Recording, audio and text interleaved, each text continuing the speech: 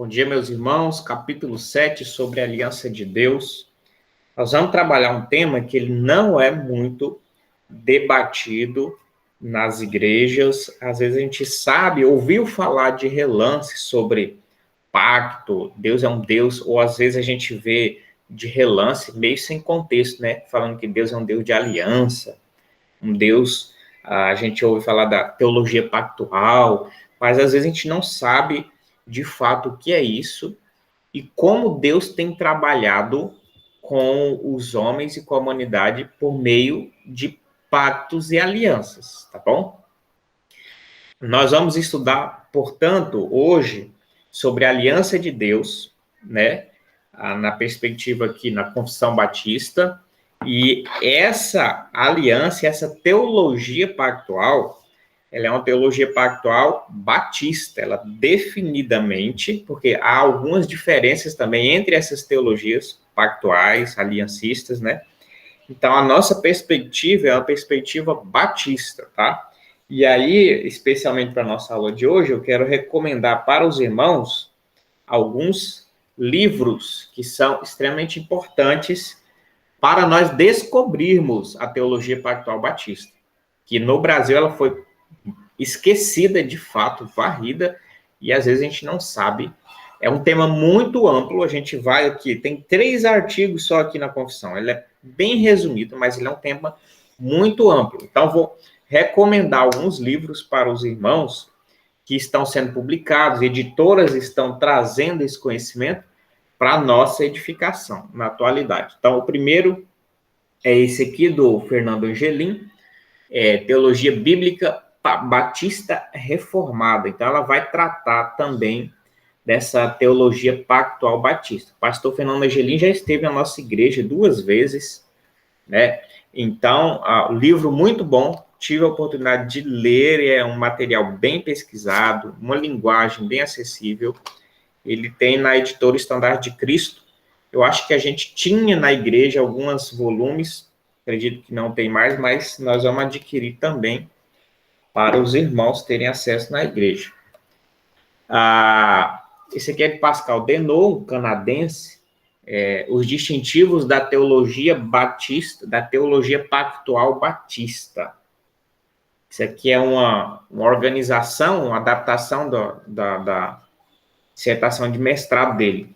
Um livro excelente, excelente, excelente também, uma linguagem, uma profundidade, uma clareza, um dos melhores livros que eu li na vida, para vocês terem uma ideia. Muito bom, muito recomendável. Pascal Denot, os distintivos da teologia pactual batista. E outro livraço, isso aqui são livros que você pode comprar sem medo e debruçar neles, né? A Falha Fatal, então, de Jeffrey Johnson, americano, batista, reformado, não é isso? Um livraço também que vai... O objetivo dele é mais diferenciar a teologia pactual batista da teologia pactual reformada de modo geral, dos presbiterianos, por exemplo. Tá certo? Aí você vai entender por que a gente não batiza criança, está firmado mais na teologia pactual, entendeu? Do que num texto específico.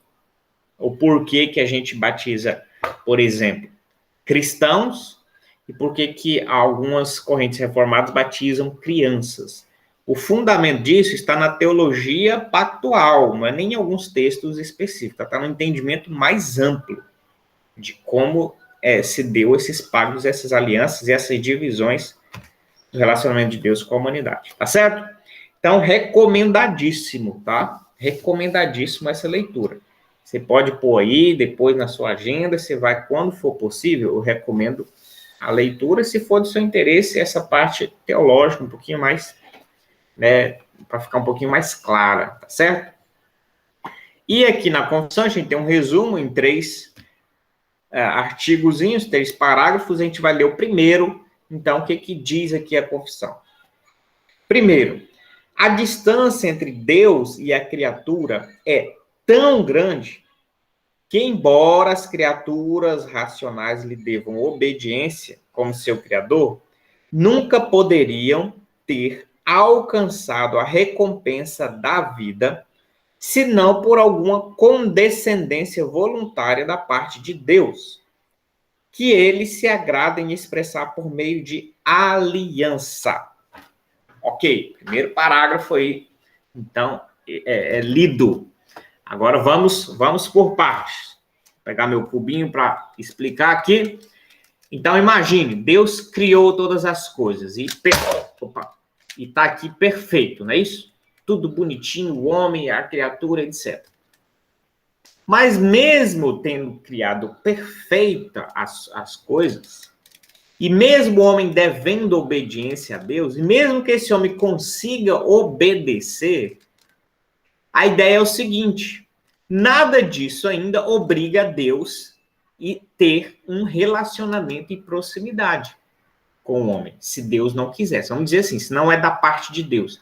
Ou seja, Deus poderia ter criado todas as coisas, deixado quietinho e se afastado e nunca mais ter se relacionado, e ele ainda com o homem e com a criação, e ele ainda assim seria justo.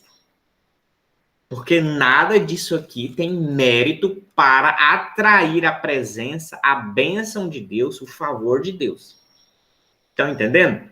Então, mesmo estando tudo perfeito, a ideia de Deus ainda se relacionar. Imagina, Adão e Eva recebem a visita de Deus na viração do dia. Por que Deus vai até Adão e Eva na viração do dia, conversar com eles, ter relacionamento? Não é nada por conta da criatura de Adão e Eva ou algum mérito. Então, esse aproximar de Deus com o homem, em todas as circunstâncias, até mesmo no jardim, pressupõe uma disposição graciosa de Deus para ir lá e conversar, para se aproximar, tá certo? Para ter relacionamento. E toda essa aproximação de Deus, então, é baseado numa graça de Deus e ela é expressa como uma aliança. Então, essa é a ideia geral, tá certo? Esse aproximar para ter contato, isso é uma aliança, tá certo? Esse relacionamento mútuo, ele é caracterizado, assim, formalmente como uma aliança. Então, Deus ter comunhão com Adão e Eva, Deus ter comunhão com a humanidade, Deus ter, depois do pecado, Deus ainda tem um plano e se aproximar, tudo isso é traduzido como uma aliança. Esse relacionamento, essa aproximação e essa comunhão. Essa aliança que tem algumas descrições, algumas normas, ela é explicada como ocorre isso, mas é uma aliança. Certo? Quando você casa com uma pessoa, não é isso? Você faz uma aliança, é o símbolo mais próximo que a gente tem de aliança, né? A gente tem até no dedo para os casados, uma aliança. Por quê? É um relacionamento muito íntimo, muito próximo, um compromisso, e isso indica que vão ter obrigações mútuas, né? Numa aliança humana. O que isso indica? Que você tem, então, firmou, pactuou, né? Esse relacionamento, e esse relacionamento, para não ser rompido, para ele ser bem caracterizado, ele tem também cláusulas mútuas, não é isso? Responsabilidade do homem, da mulher, para que esse relacionamento funcione. Da mesma maneira, Deus, então, fez alianças com o homem, com a humanidade, e esse selo dessa comunhão, então, também tem os seus, vamos supor assim, os seus direitos e os seus deveres. Tá certo? Os seus direitos e os seus deveres. Então, no contexto geral, é isso. Quando Deus chega para Adão e Eva, e ele faz aliança com ele estipula, né, nessa comunhão algumas regras e algumas condições que são necessárias para que essa comunhão permaneça entre Deus e a criatura. Por exemplo, uma dessas regras é que não deve haver pecado, porque o pecado não pode ter comunhão com Deus. Deus não pode ter comunhão com o pecado, com algo que seja uma desobediência, uma rebeldia. É como se o homem como fosse chegar para sua esposa no casamento e falar, olha, meu bem, nós vamos aqui, ó, uma aliança, vou colocar no seu dedo, você vai colocar no meu dedo, mas para nós termos essa aliança, essa comunhão, uma coisa é necessária e não pode acontecer. Por exemplo, traição. Entendeu? Então, a traição não pode ocorrer. A fidelidade tem que existir entre nós. Então, é um reflexo do que Deus fez também com a humanidade. Então, Deus se aproximando, né, graciosamente já, mas não é uma aproximação inconsequente de qualquer jeito, não é um relacionamento aberto e lá vão ter. Porque Deus é muito santo, é muito majestoso, é soberano. E para nós mesmos não sermos destruídos instantaneamente. Então tem esse pacto, esses acordos, essa aliança que Deus revela para que esse relacionamento seja sempre maravilhoso e produtivo. E fecundo, e moral, ético, honesto, e uma série de coisas do tipo. Estão entendendo? Então, a teologia da aliança ou pactual, ela é imprescindível para entender as escrituras. Porque sempre e somente por meio de aliança, Deus se relaciona com o homem. Somente por meio de alianças, por meio de pactos com o homem que Deus se relaciona com a humanidade, então. Certo? Então, essa é uma visão geral de como funciona, então, esse relacionamento entre Deus e o homem. Agora vamos comentar o parágrafo e a gente vai destrinchar melhor esses tipos de aliança, pactos e o que significa isso melhor, tá bom? Então, olha lá, a distância entre Deus e a criatura é tão grande, mesmo a criatura sendo perfeita, ainda continua sendo grande, meus irmãos. Mesmo Adão e Eva, no estado perfeito, eles ainda estão numa dimensão, num pulo quântico inalcançável para Deus. Entendeu? Eles ainda são considerados né, como criaturas, eles são considerados não Deus e, portanto, não tem a perfeição divina. Então, a distância ainda é muito grande. Como eu falei, Deus poderia ter criado e se afastado e ele ainda seria justo, perfeito, bom e não teria falha nenhuma nele. E o homem não ter contato nunca mais com Deus, por exemplo. O aproximar-se de Deus já é graça, em qualquer circunstância.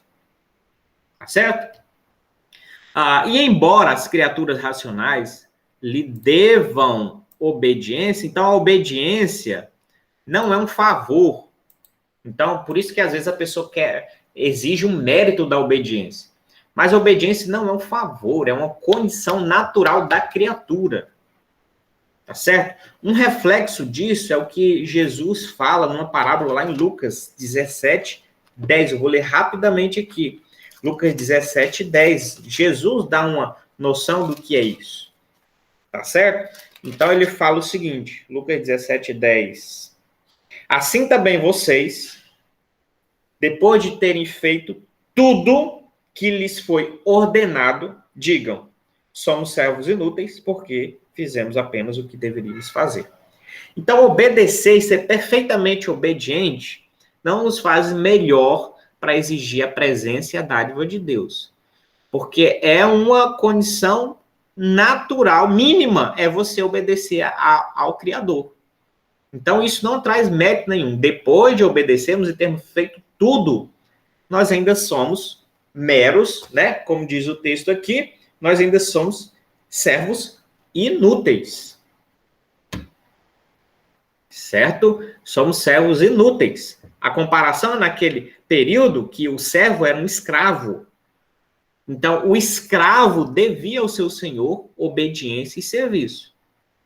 O escravo, o servo, não poderia, depois de ter servido o dia inteiro, no final do dia, falar, olha, te obedeci o dia inteiro, te servi, agora eu quero uma recompensa, eu quero valor, ou depois de um tanto tempo exigir sua liberdade, e etc.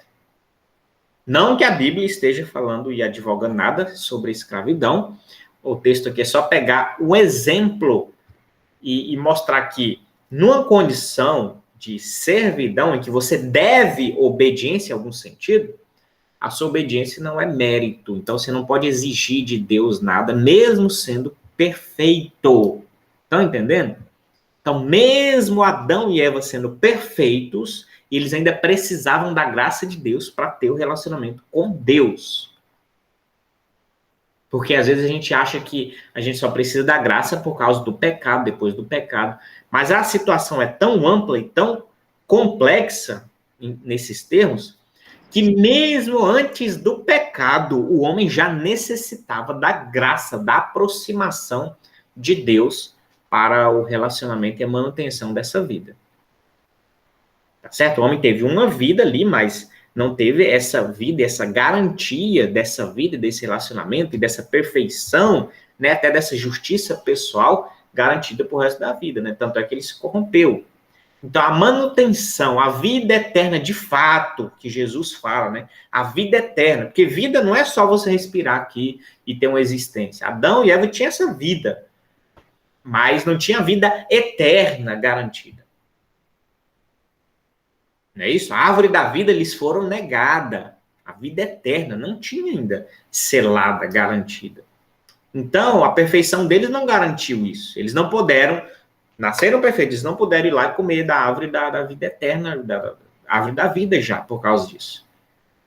Porque precisa desse relacionamento gracioso de Deus, tá bom? Então, o ponto aqui é, se você fizer tudo, meu amigo, você ainda é infiel, um servo infiel, você precisa, nós precisamos da bênção de Deus, tá certo? Então, nós devemos obediência a Deus como nosso Criador, e nós nunca poderíamos ter alcançado a recompensa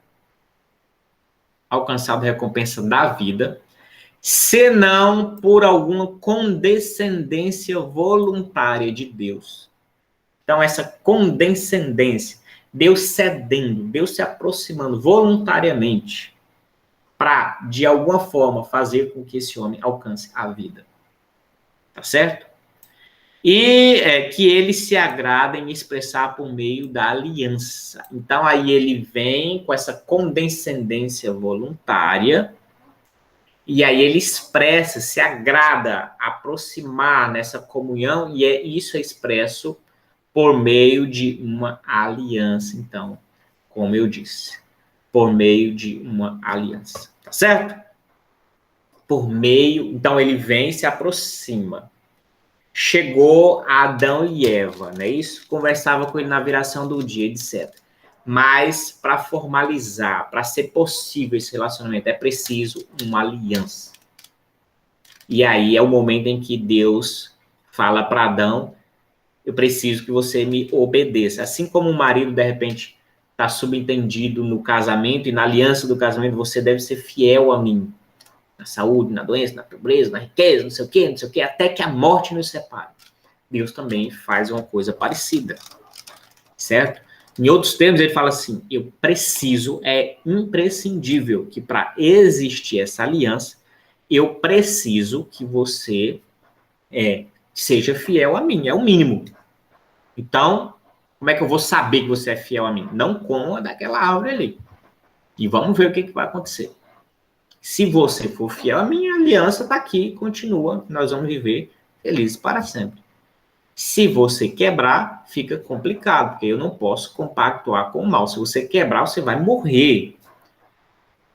Porque sem mim, nada podeis fazer. Distante de mim, você não tem vida eterna. E se não tem vida eterna, um momento morre, vai morrer.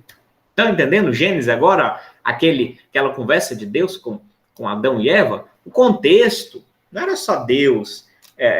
Não, vou fazer uma provinha aqui e não sei o quê. O contexto é muito maior. O contexto envolve esse relacionamento de Deus com a humanidade, essa possibilidade. Como eu falei, não poderia Deus se aproximar e ter um relacionamento aberto, casual, de qualquer maneira, sem um pacto, sem um acordo, sem uma aliança. Deus é muito sábio, muito ético e moral moral, né, nessas coisas. E na sua santidade, até para preservar a sua santidade e preservar a vida do homem, porque o pecado na frente de Deus, ele pode ser exterminado, né? Isso é expelido. Deus não suporta o pecado e o mal, ele vai condenar isso. Então, para esse relacionamento, precisou disso que a gente chama de pacto, tá certo? Esse pacto aqui o texto não está tão claro já, mas esse primeiro contato, esse primeiro acordo, a gente chama de pacto de obras, tá bom? Pacto de obras. Então, a primeira coisa que Deus faz é Deus, de fato, ver se o homem, né, fazer esse acordo, essa aliança, e ver se o homem consegue corresponder minimamente com isso, com fidelidade. Tá certo? Então, ó, homem, você foi criado perfeito, tranquilo. Nós vamos, então, ter uma aliança, um pacto de comunhão, de vida, né? Eu venho conversar com vocês aqui, minha graça vai ser liberada, vai ser uma bênção, tá certo? E como recompensa, se vocês forem fiel a esse pacto, vocês vão viver eternamente, e aquela coisa toda. Mas se vocês não forem fiéis a mim, a gente vai ter que se separar. E se vocês separarem de mim, quanto mais distante vocês ficarem, mais longe da vida vocês vão estar. E, portanto, vocês vão morrer. Se vocês não têm vida, morte. Vida, morte. Se acaba a gasolina do combustível, do carro, né? Combustível do carro, ele vai parar. Deus é o combustível dessa vida. Então, esse, em outros termos, foi esse. Tá certo. Por que é chamado pacto de obras? Porque Deus exigiu algo desse homem, fidelidade, e jogou a carga sobre... O pacto foi feito com Adão. Adão era o representante. Adão era o líder. E Deus chama Adão e fala, olha, esse é o pacto. Tanto é que Deus cobra de Adão depois. Eva que come, mas Deus cobra de Adão. Porque Adão é que era o líder. Tá certo? Então Deus fala para Adão, qual é o acordo para a gente manter essa fidelidade, essa comunhão? Fidelidade. Então, não coma daquela árvore. Certo? Se você comer, você vai perecer. Então, acordo feito com Adão. O peso estava sobre Adão. A responsabilidade toda era de Adão. Adão é que deveria ser fiel. A obediência dele resultaria, não é isso? Ou continuaria, não é isso? Mostraria de alguma forma a sua fidelidade, e o pacto seria, então, selado e glorificado, vamos dizer assim, com a bênção da vida eterna e todas as maravilhas, tá certo? É o peso sobre Adão. Adão já devia, até como a gente viu aqui, ó, ele já devia obediência, tá certo? Então, Deus não está pedindo algo muito superior ao que é intrínseco dele mesmo. Tá certo? Então, o pacto é leve, porque Deus está pedindo o que intrinsecamente a criatura tem que ser, que é obediente e fiel. Então, Deus não está colocando um peso extra, absurdo, né? Deus só está cobrando, sejam o que é coerente para a criatura, para aquilo que eu fiz vocês. Permaneçam, melhor dizendo. Permaneçam, porque Deus colocou eles em condição de obediência, com possibilidade. Então, permaneçam assim. E não comam daquela árvore lá. Porque isso aqui eu vou saber se vocês vão ser minimamente fiéis. Tá certo? É a condição básica. Tá certo? E por que chamado pacto de obras? Que envolvia, entre aspas, uma obra, né? Não comer. Ou uma obediência, uma ação contra, né? Tentações de comer, etc., seria, então, essa ideia de pacto de obras. Deus, então, exigindo do homem simplesmente ser fiel e obediente. Simplesmente. E essa obediência não é que... Não teria, mesmo essa obediência, não teria mérito, mas é uma condição para se ter esse relacionamento, para não ter pecado invasivo e o pecado ser normalmente afastado de Deus. Mas a gente sabe o que aconteceu. O que aconteceu nesse pacto de obras? Ele foi quebrado. A gente sabe do Gênesis. Porque Adão e Eva não conseguiram simplesmente se manter naquilo que é o mínimo necessário, que é se manter fiel ao Senhor.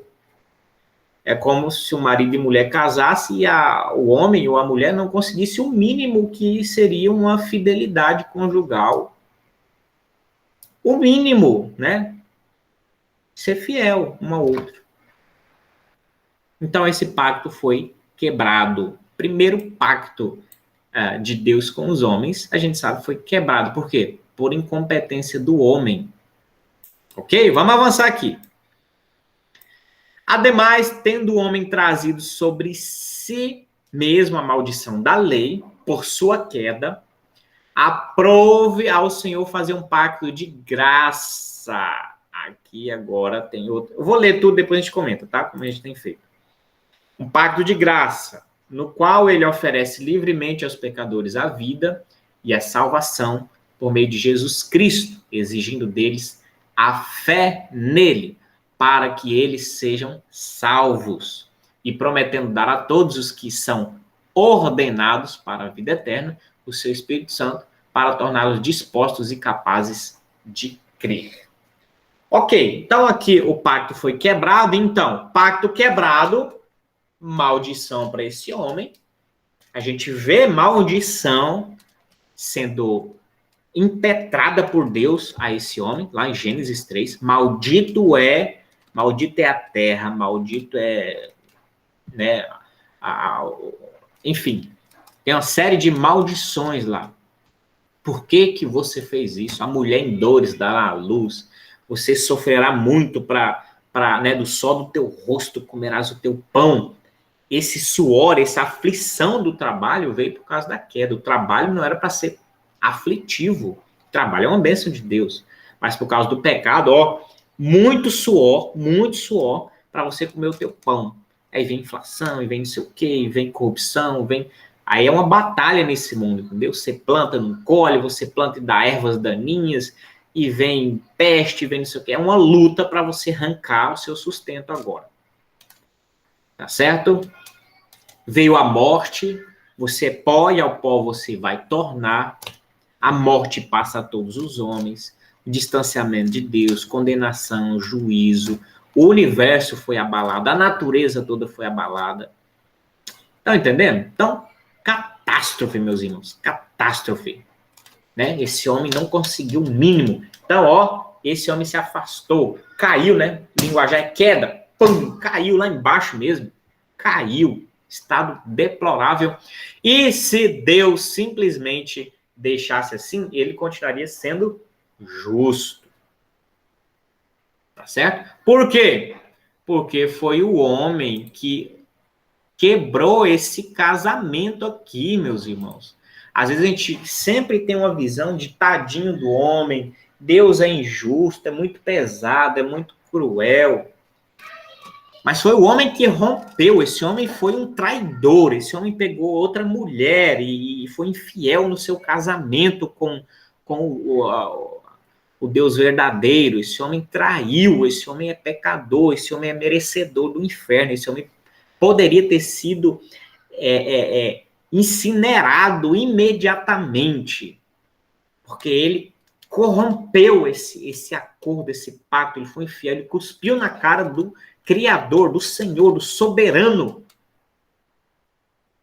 E ele cai por conta disso, em um estado lastimável. E Deus poderia ter sido... Poderia não. Deus teria sido justo se ele os condenasse imediatamente, assim como ele fez com os anjos. Os anjos que caíram foram já condenados e selados como demônios, é isso? Em seu estado pecaminoso, que se tornaram demônios, então, estão reservados para o inferno, presos, de certo modo, já presos em tormentos. Deus fez isso com os anjos imediatamente. Ele seria justo por conta disso. Mas, como Paulo fala em Efésios, por seu imenso amor, por sua imensa graça, por conta dos seus desígnios insondáveis, até alguns ocultos, a gente não sabe por quê. A gente sabe como, por causa da graça, mas no fundo, por que Deus não fez isso com os anjos, mas fez com os homens, agiu de modo diferente? por sua imensa, imensa graça, Deus simplesmente fala assim, eu não vou deixar esses homens perdidos, certo? Então, Deus aprove ao Senhor fazer um pacto de graça. Tá vendo, meus irmãos? Isso soa como um refrigério. Nós, com toda justiça e toda verdade, toda realidade, acreditem, nós poderíamos todos estar no inferno ardente, em chamas e em tormentos pela eternidade, ou mesmo nunca termos existido. E Adão e Eva ter sido consumidos e já lançados no inferno. Mas aprove a Deus, ao Senhor, fazer um pacto de graça. E a gente entra, então, no outro acordo, no outro casamento que Deus faz com a humanidade. Certo? Então, essa humanidade perdida, corrompida, não é isso? Sem nenhuma possibilidade. Se aqui já não obedecer, imagine aqui.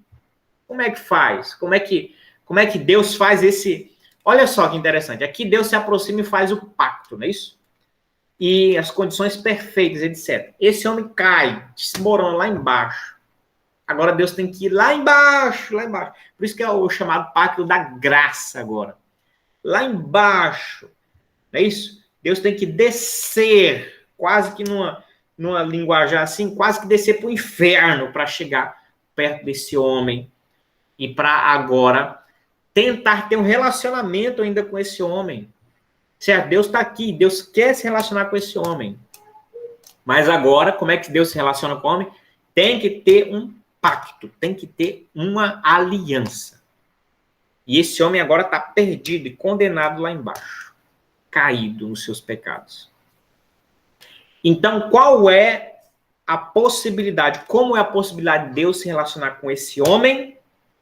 Aí que vem a ideia de Deus descer e se encarnar como um homem. Estão entendendo?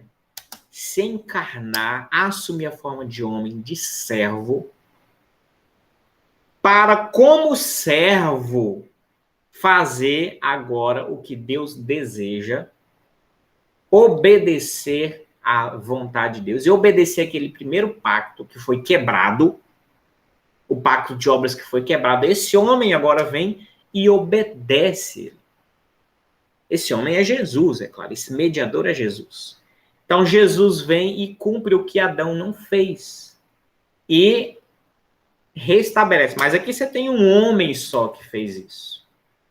E restabelece essa aliança, essa comunhão com Deus.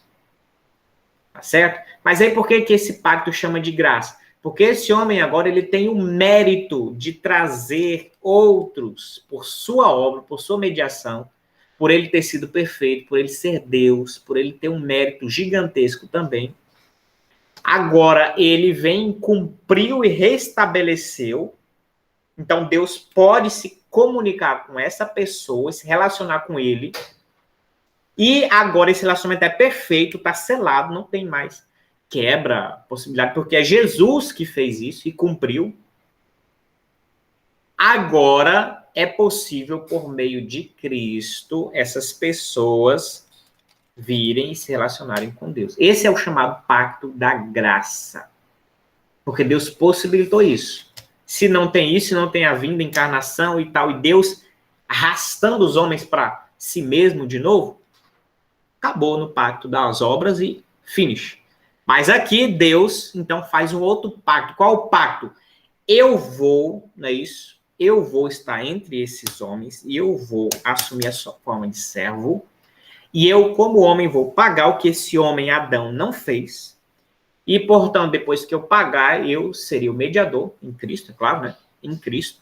E por essa mediação, os homens vão vir sem mérito próprio, porque eles não têm, eles não vão conseguir nunca obedecer mesmo.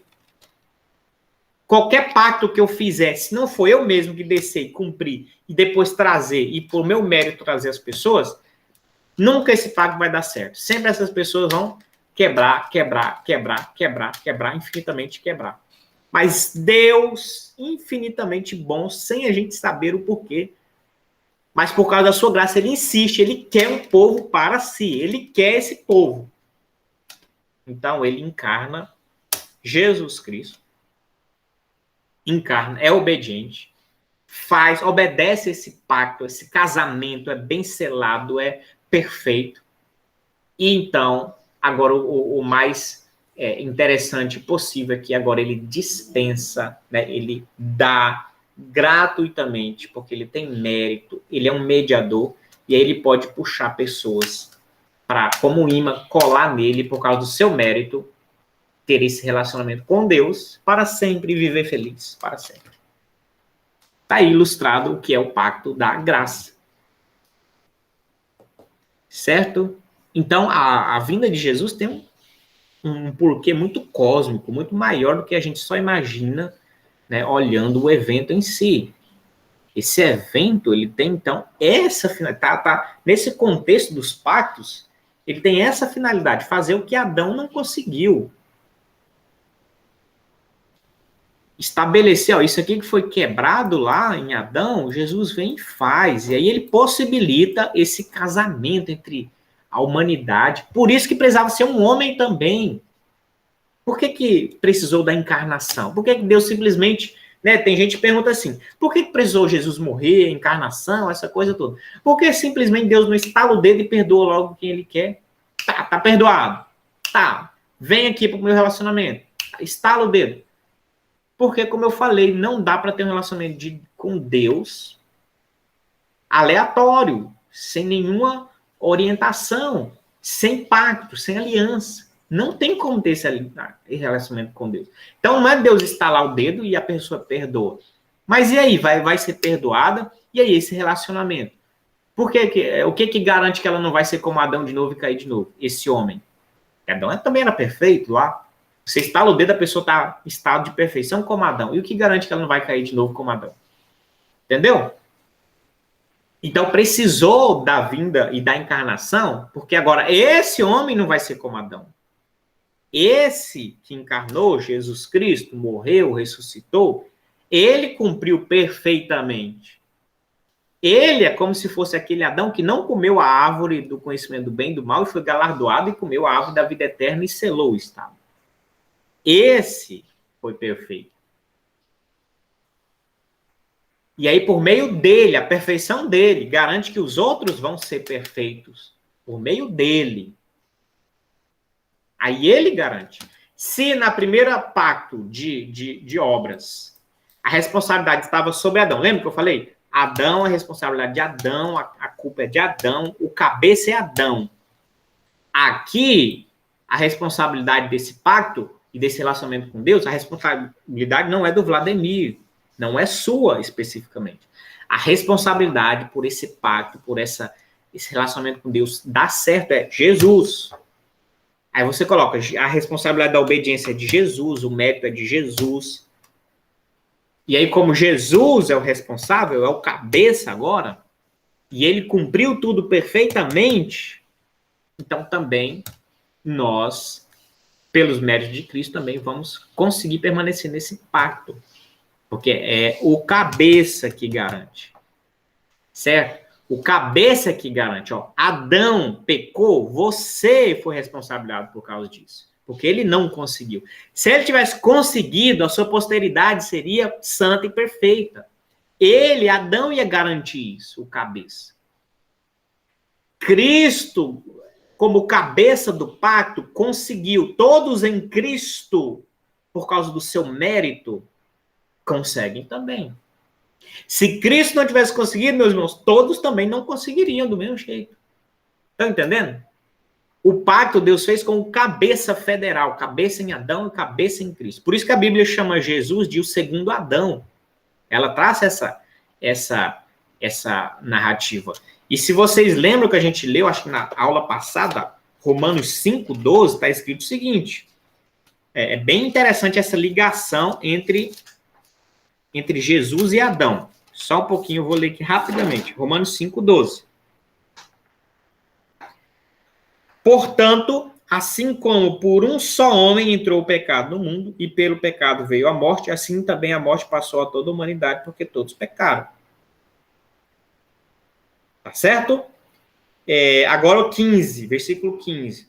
Mas o dom gratuito não é como a ofensa, porque se muitos morreram pela ofensa de um, né, pela ofensa de Adão, muitos morreram, muito mais pela graça de Deus, o dom pela graça de um só homem, Jesus Cristo, foram abundantes sobre muitos. Então tem esse relacionamento, Romanos 5, 12 em diante. Tem esse relacionamento claro entre Adão e Cristo. Então, Cristo é o cabeça desse nova aliança, desse pacto para a comunhão de Deus com a humanidade, ou pelo menos um povo específico. Tá certo? Então, esse é o pacto da graça. E por que ele chama da graça? Porque agora esse pagou, Cristo pagou.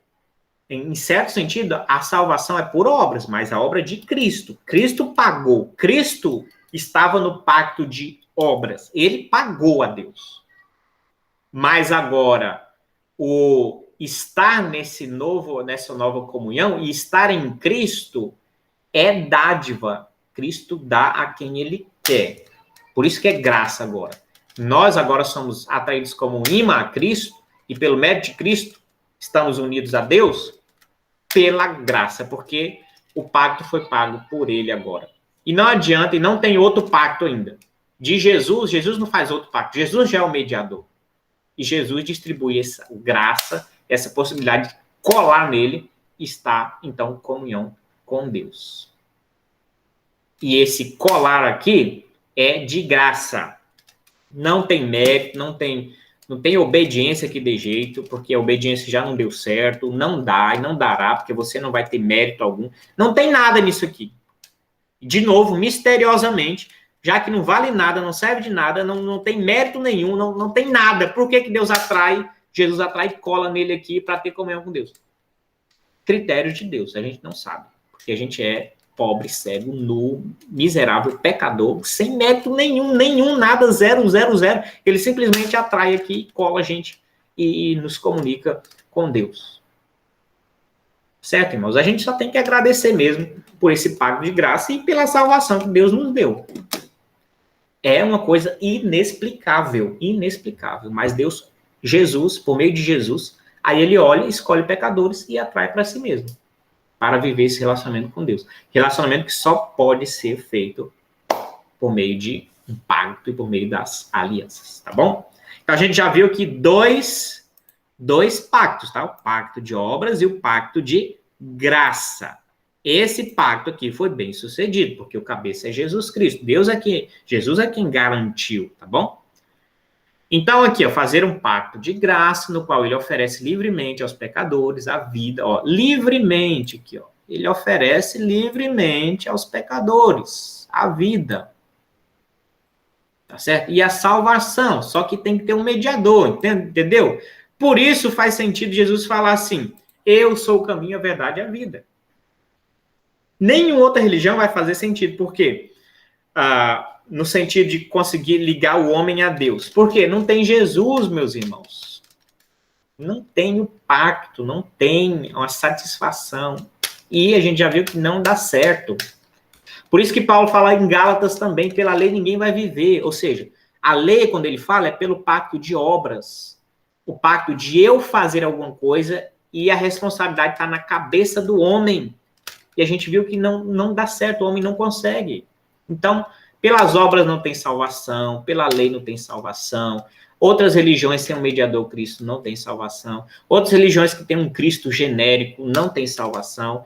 Um Cristo que não é conforme às Escrituras não funciona, porque só Jesus Cristo conseguiu corresponder e atender aos padrões de Deus, e só Ele pode, portanto, nos ligar a Deus. Tá certo? Por meio de Jesus. Então, o que se exige, mas essa é uma exigência também, que não é uma obra, é a fé, mas não é exigência assim, agora você tem que fazer uma obra. Qual obra? Você crê. Porque essa fé também é uma graça. A gente já também tocou nesse assunto aqui em algum momento. A fé também é dom de Deus. Pela graça sois salvos por meio da fé. E isso não vem de vós, isso tudo, o pacote, a graça, a fé, isso não vem de vós, é dom de Deus. Tá certo? Então, essa fé também é um dom de Deus, mas é preciso essa fé, tá certo? Para que eles sejam salvos. E prometendo dar a todos os que são ordenados para a vida eterna o seu Espírito. Então, também os que são trazidos a esse relacionamento com Deus, têm agora o Espírito Santo habitando em sua vida, e eles são dispostos a crer e dispostos a obedecer cada vez mais e seguir um processo de santificação. Aqui, o mediador, esses estão aqui, agora esses estão sendo capacitados a crer e obedecer e sendo aperfeiçoados cada vez mais. Tá certo?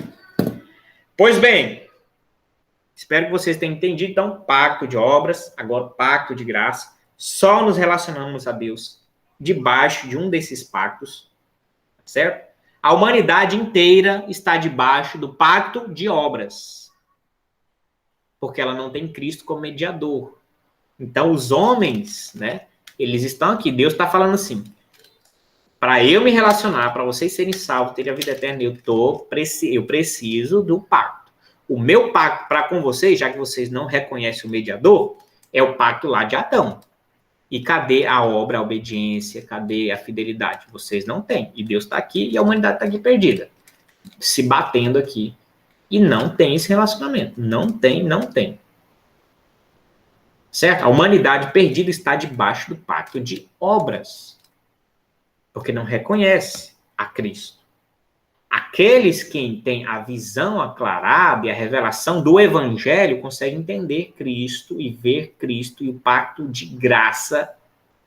O Evangelho é basicamente isso também, em outros termos. É você ver o pacto de graça, você conseguir entender que Deus tem um pacto de graça, mediado por Cristo, que dá salvação para quem crê. De graça, sem obra, sem mérito. Então, quem consegue ver isso, aí está debaixo do pacto de graça. Certo? Quem não está debaixo do pacto da graça, está debaixo do pacto da obra, de obras, está condenado, não é isso? Então, a humanidade, você poderia, de repente, dividir assim, ó. Quem está debaixo, portanto, do pacto, eu vou tentar fazer assim, ó, tipo uma lajezinha assim, uma coberturazinha aqui, ó. Quem está debaixo do pacto de graça é quem conseguiu ter a bênção de Cristo. E, portanto, aqui está salvo. Quem não está debaixo desse pacto, infelizmente, querendo ou não, Deus vai exigir obras. Vai chegar lá no juízo final e vai perguntar, cadê as obras de obediência e fidelidade que você tem para demonstrar para comigo? Porque nem Adão conseguiu, eu quero ver quais são as suas para te recomendar a fidelidade para ter minha comunhão e a vida. Não vai ter. Entendeu? Chega lá no juízo final, pacto de graça. Cadê tuas obras? Está em Cristo. Cristo é que pagou. Cristo é o meu cabeça, o meu Senhor, o meu Redentor. Aí Deus vai falar, benditos, entrai para o descanso eterno. Olha que maravilha. Por causa dos méritos de Cristo. Certo?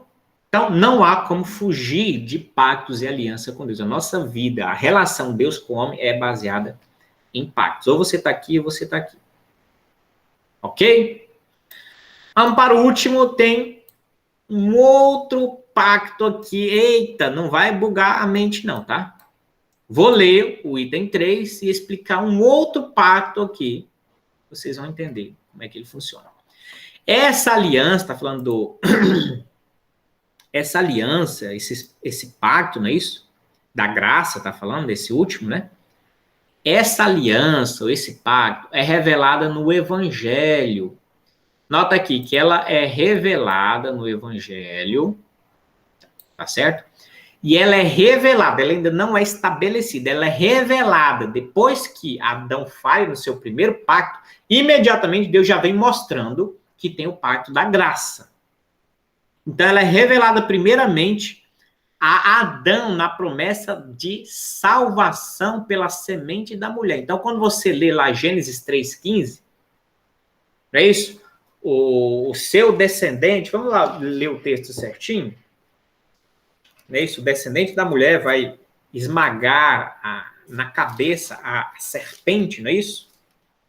Então, está escrito o seguinte, ó. Então, isso aqui já é Deus mostrando, o homem caiu já, do pacto da obra, não tem condições, então Deus já revela que há uma possibilidade, que há uma saída, até para o homem também entrar em desespero total e desalento, sem nenhuma condição mais, né, de permanência, vamos dizer assim.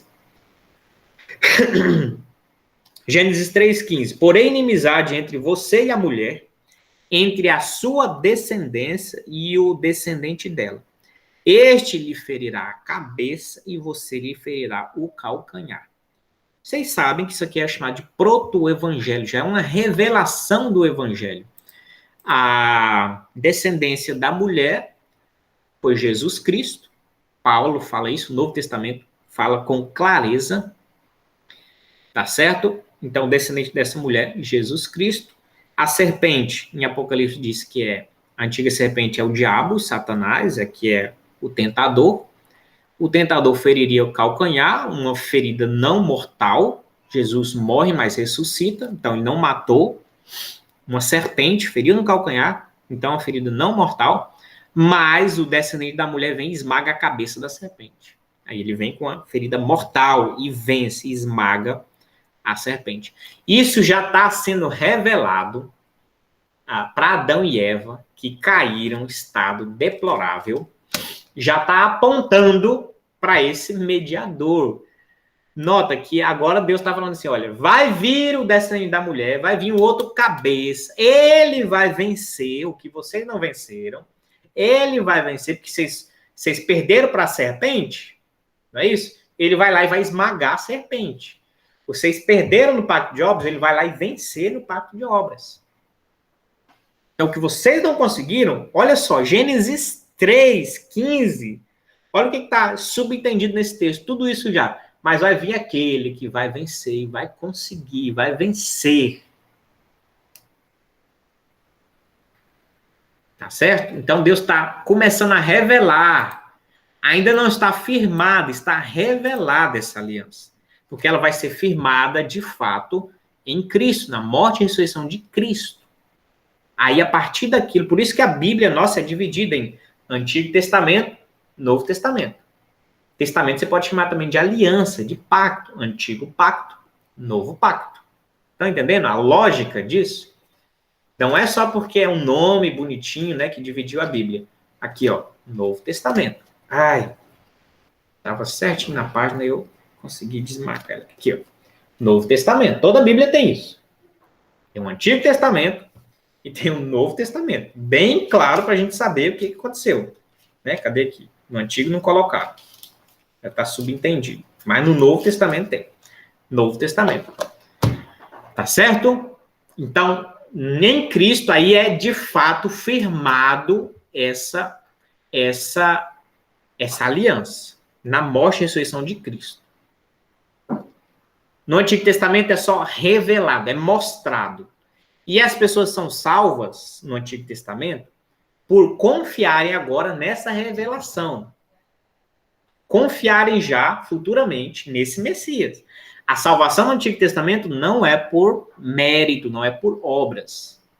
A lei do Antigo Testamento continuou e perdurou, e a lei, desde então, tinha 3 motivos, ou alguns motivos principais. Mostrar a Deus a santidade de Deus, revelar o pecado do homem e dar princípios éticos morais para a vivência em sociedade. Então, a lei estava mostrando o pecado do homem, que o homem não conseguia. A lei veio a lei de Moisés, a lei sempre foi mostrando que o homem está muito distante de Deus. A lei era para o homem olhar para ele e falar assim, eu não consigo, esse pacto de obras, a lei veio mostrar que o pacto de obras não é possível ser alcançado pelo homem. Eu não consigo obedecer isso plenamente, perfeitamente. Então, o que é que eu devo fazer? Eu devo pegar um cordeiro, uma ovelhinha, ir lá no sacerdote, falar, eu pequei, eu não consigo, eu não vou conseguir alcançar isso, trouxe essa ovelha para ser morta em meu lugar. Porque eu confio no sangue do cordeiro. Estão vendo o que era no Antigo Testamento? Porque eu confio no sangue do cordeiro, naquele que há de vir. A minha fé já está depositada naquele cabeça. Então, quem tinha essa perspectiva no Antigo Testamento era salvo. Quem não tinha e queria se firmar na lei, continuou no pacto de obras e era condenado.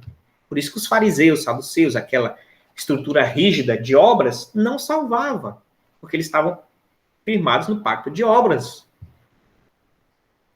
Agora, a lei era para mostrar somente, a lei era para isso, em termos salvíficos, era mais para mostrar maldição e condenação, e a pessoa enxergar no Messias a sua esperança. Era esse o objetivo da lei no Antigo Testamento, em termos salvíficos, né? Mostrar que Deus é perfeito e inalcançável, o relacionamento com ele, pelos méritos, pelas obras, pelo mérito próprio. Então é isso. Então como é que a pessoa era salva? Pela fé também. E como era salvo pela graça também, confiando já no Messias que viria. Hoje a gente confia no Messias que veio. E eles confiavam no Messias que viria. Assim, em termos de fé não muda muito. Só que a fé deles era para frente e a nossa fé é para trás. Mas do mesmo jeito a gente tem que confiar no Messias, no cabeça federal desse pacto. Tá certo? Então, no Antigo Testamento, a salvação era assim. Já foi revelado, mas estabelecido somente em Cristo e sua morte e ressurreição. Agora um adendo interessante. Qual a diferença, então? Essa é a teologia pactual batista, que vocês vão encontrar nesses livros que eu indiquei. E qual a diferença, por exemplo, dessa teologia para dos presbiterianos, da Igreja Reformada holandesa, de outros reformados? Qual a diferença? A teologia do pacto deles tem uma diferença sutil. Eles acreditam que o pacto da graça já foi, não só revelado, mas já foi firmado lá em Gênesis 3,15. É tipo como se eles recuassem o Novo Testamento lá para Gênesis 3,15. Aqui já foi firmado o pacto da graça. E o que eles estavam vivendo, portanto, desde Israel até hoje, está dentro do mesmo pacto. Por isso, eles têm a tendência em perpetuar e em continuar muitas coisas do Israel humano, étnico, para o Novo Testamento. Porque para eles, aqui já está dentro do mesmo pacto. Então, o que Deus falou para Israel é a mesma coisa, ou basicamente a mesma coisa para a igreja, mudando só um pouco a administração dele. Mas não tem uma cisão muito clara de que é outro pacto. Então, desde Gênesis 3,15 até agora, estamos diante do mesmo pacto. Então, o que aconteceu com Israel é um reflexo, só tem algumas mudanças, algumas atualizações do modus operandi para acontecer na igreja. Por isso, aqui no Antigo Israel foi determinado a circuncisão, então eles não têm dificuldade para crianças de 8 dias já serem circuncidadas, por isso que eles não têm dificuldade em continuar nesse pensamento e acreditar que o batismo também é para crianças, porque aqui em Israel foi para crianças, a aliança, a circuncisão, que era um símbolo da aliança com Deus, do povo de Deus, então eles vertem isso muito tranquilamente para o Novo Testamento, para o batismo e ser feito para crianças, porque Israel circuncidava crianças de 8 dias. Certo? Então a Páscoa aqui vira ceia também muito tranquilamente. Muitas instituições aqui permanecem então no Novo Testamento, tá certo? Ações e algumas coisas são vertidas muito facilmente para o Novo Testamento, porque, segundo eles, estão já na aliança da graça aqui. Entendeu? Então, essa de modo geral, a teologia pactual, né, reformada, da igreja reformada, presbiteriana, etc. Os batistas, então, eles têm um detalhe. Aqui, em Gênesis 3,15, eles pensam e entendem que foi uma revelação.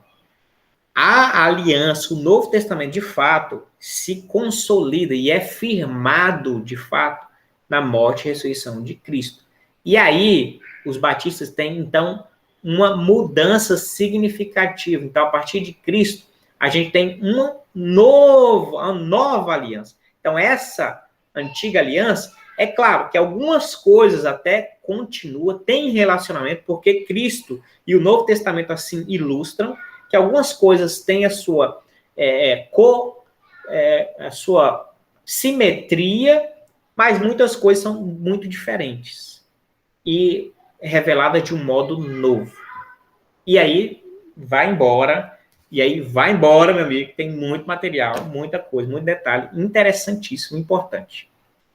Tá certo? Espero que tenha ficado claro, então, essa diferença nossa para os outros. Isso é extremamente complicado, difícil de ter relacionamento, vai para o céu, vai para o inferno. Não, isso são doutrinas secundárias para a gente entender o plano salvífico de Deus. A gente tem relacionamento muito bom com presbiterianos, igreja reformados de modo geral. Isso vai culminar no que lá na frente? Alguns detalhes, por exemplo, batismo. Então, batismo aqui a gente acredita que é uma coisa totalmente diferente. Aqui eles estão baseados mais na circuncisão. Entendeu? Mas são coisas, detalhes pequenos, não são cruciais a salvação. A salvação, pela fé em Cristo Jesus, Cristo é o mediador, Cristo é o cabeça, não temos mérito, não temos obra, tudo igual, tudo igual. Então, por isso que a gente tem muita facilidade de relacionar, porque são pontos pequenos de divergência, tá bom? Pois bem, mas eu ainda não falei do outro pacto, né? Pacto de obras, pacto de graça. Estou terminando já, tá, meus irmãos? Já tem 8 minutinhos aí do horário, mas já estou terminando, tá? Então, pacto de obras, pacto de graça. Agora, o X da questão. Tem outro pacto que eu ainda não falei, e esse texto vai mencionar.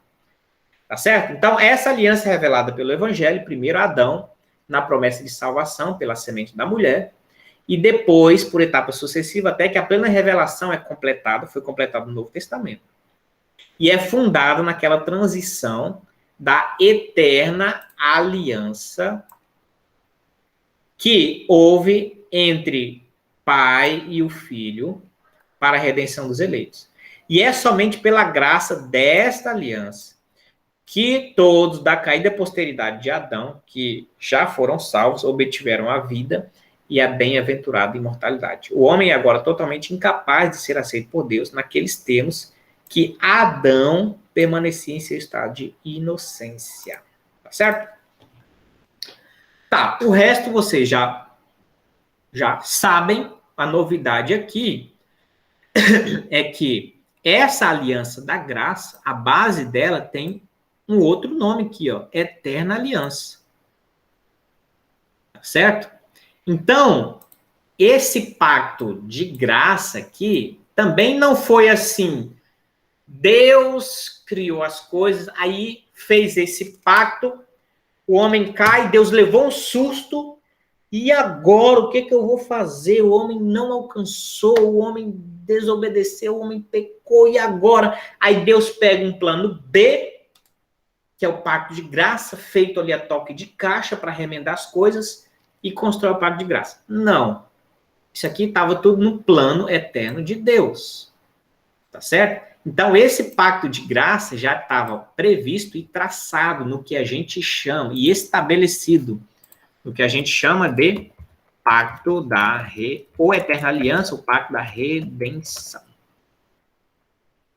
Agora nós vamos estudar um pouco o que é esse pacto da redenção. Esse pacto da redenção, então, precede a ambos, e ele já sabendo, Deus, sabendo que isso ia acontecer no pacto de obras, ele já no seu pacto eterno de redenção, ele já provê um outro pacto da graça, e é por meio desse pacto da graça que a gente é salvo por causa do alicerce, pacto da redenção, ou essa eterna aliança. Tá certo? E aí, aonde que vem essa ideia de pacto da redenção, o pacto da eterna aliança, o pacto eterno, o pacto onde houve já a escolha dos eleitos, a escolha de quem estaria aqui dentro, ó. É nesse pacto eterno que você tem a escolha de quem vai estar aqui dentro, ó. Os indivíduos aqui dentro, já nesse pacto eterno, já são definidos. Tá certo? Quem que vai estar aqui? E quem que vai estar aqui? Entendeu? Nesse pacto eterno, as coisas de Deus não vão acontecer na nossa sucessão histórica. Elas, desde a eternidade, como a gente já comentou também, elas já são programadas, feitas, pensadas, planejadas, tá bom? Então, esse pacto da redenção é que já planejou o pacto da graça e já estabeleceu detalhes, inclusive quem vai estar aqui dentro. Da onde que a gente tira isso, pastor? Pelo amor de Deus. Pega texto, por exemplo, 2 Timóteo 1,9. Vou ler rapidamente aqui para a gente ganhar agilidade. Tirou da cabeça, esse povo inventa, esse povo é criativo demais. 2 Timóteo 1,9, está escrito o seguinte. Vou ler o 8, tá? O 8 e o 9 para pegar o contexto. Portanto, não se envergonhe do testemunho de nosso Senhor, nem do seu prisioneiro, que sou eu. Pelo contrário, participe comigo dos sofrimentos a favor do Evangelho, segundo o poder de Deus, que nos salvou e nos chamou com santa vocação, não segundo as nossas obras, não segundo o pacto de obras, mas segundo o pacto de graça, mas conforme a sua própria determinação e graça. Paulo está falando em outros termos aqui, mas no pacto de graça, que nos foi dada em Cristo, ou seja, essa salvação nos foi dada em Cristo, quando? Antes dos tempos eternos. Eita, peguei agora, hein? Aqui, ó, vou até grifar isso aqui é um texto muito bonito. Né? Então, antes do, aqui ó, finalzinho do versículo 9, antes dos tempos eternos, meus irmãos. Aí a pessoa pensa, opa, antes dos tempos eternos? Aí a pessoa foi lá e pensou, já entendeu o pacto de obra, já entendeu o pacto de graça, mas antes dos tempos eternos? Se esse pacto de graça foi estabelecido em Cristo, na sua morte e ressurreição, como é que foi antes dos tempos eternos? Então, entra na ideia do pacto, no plano, no projeto. Tá certo? Se foi dada antes dos tempos eternos, então foi feita na eternidade, no plano, no projeto de Deus para as coisas. Esse projeto, esse plano, né, e a sua relação com a salvação é chamada de pacto da redenção. Mas tem mais, Tito 1:2. Tito 1:2. Timóteo, Tito 1:2, está escrito o seguinte: escrevo na esperança da vida eterna que o Deus que não pode mentir prometeu antes dos tempos eternos e no momento oportuno manifestou a sua palavra mediante a pregação e assim sucessivamente. Mas o que foi prometido aqui? Escrevo na esperança da vida eterna que o Deus que não pode mentir prometeu antes dos tempos eternos. Onde Deus prometeu?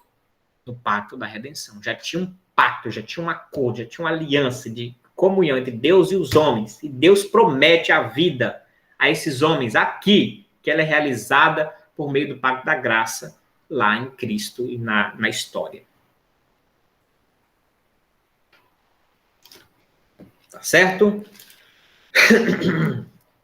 Tem um texto também bíblico que diz, deixa eu ver se eu acho rapidinho aqui o texto, esse é muito importante. Só um momentinho. Um momentinho, vou achar aqui o texto. Não pode perder esse texto. Apocalipse 13:8. Não se pode passar esse tema sem falar. Cadê aqui? Peraí. Ixi, perdi aqui. Só um momentinho. Esse texto não pode. Deixa eu ver se é o 1 Pedro 1:18. 21. Ver se é esse aqui.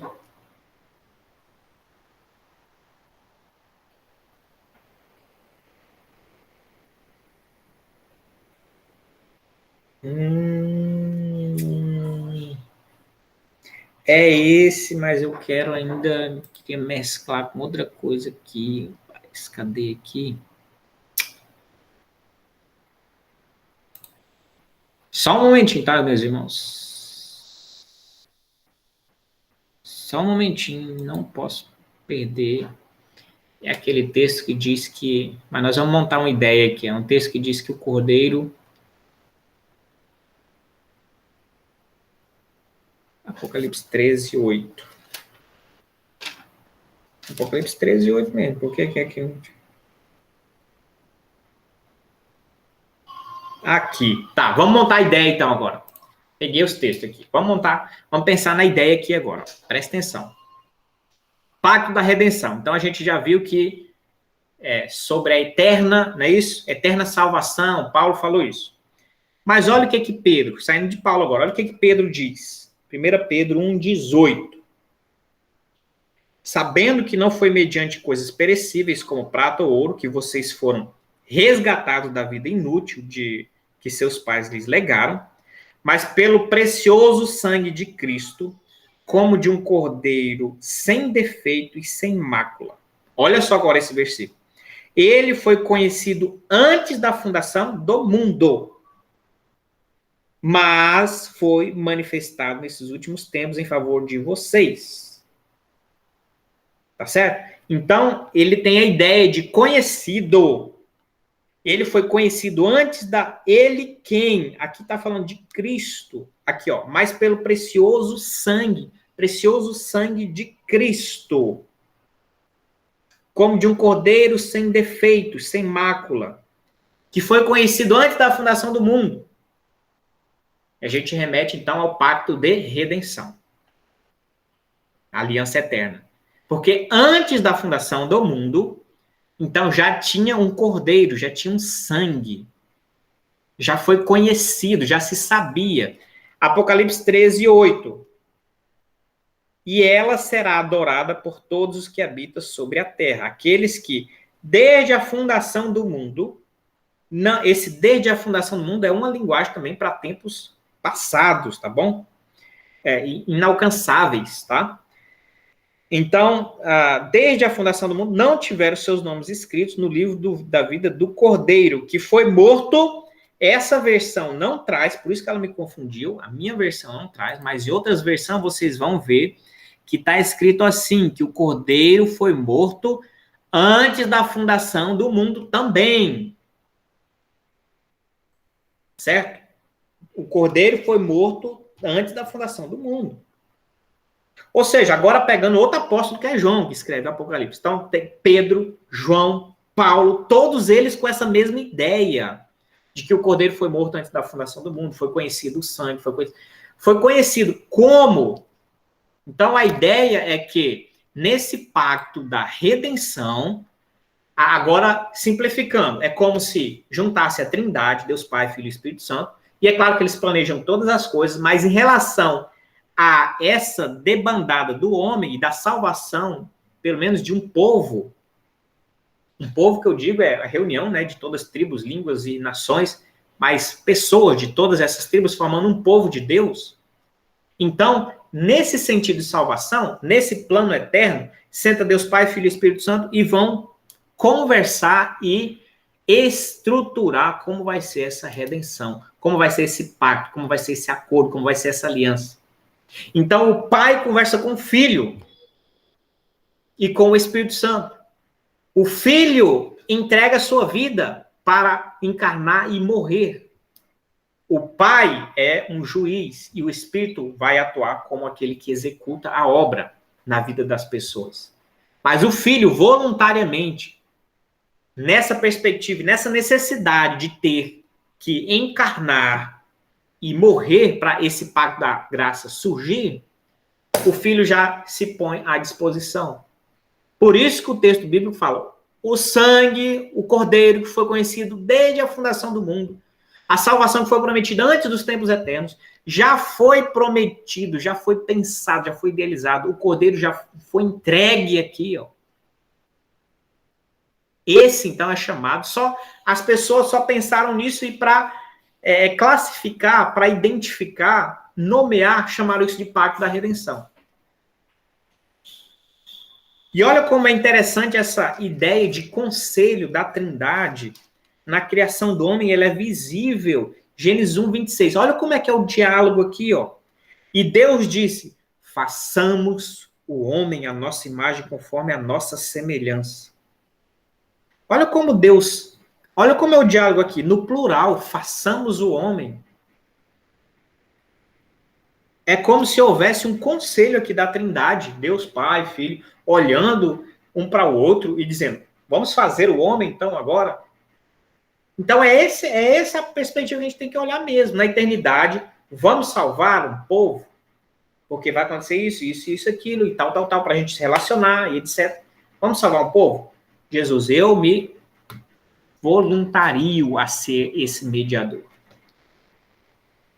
Então, esse é o pacto da redenção. Estão entendendo, irmãos? Que maravilha, que profundidade, que coisa tão mais ampla do que a gente pensa, assim, de imediato. Como a gente consegue, encaixando uma cosmovisão, entendendo os detalhes das coisas. Mas, para não delongar mais, esses 3 pactos eram o nosso objetivo de hoje, trabalhar. Vou finalizar, então, a nossa gravação aqui. É esse o propósito. Deus abençoe, meus irmãos.